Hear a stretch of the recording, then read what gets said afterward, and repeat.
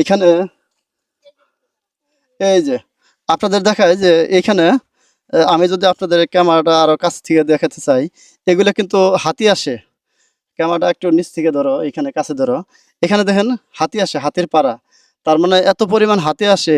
এই হাতিগুলো যদি আসে এখানে, আমার মনে হয় না যে এখানে যদি কোনো লোকজন থাকে তা রক্ষা পাবে না।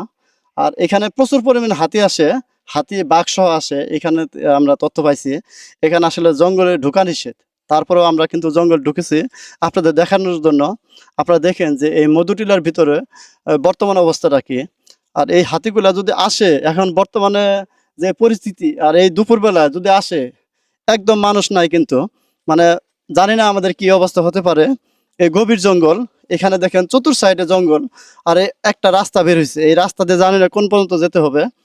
আমরা তারপরেও এগাবো, আমরা দেখবো যে আসলে সামনে কোনো লোকজন পাই কিনা। তো চলুন আমরা সামনে যাব।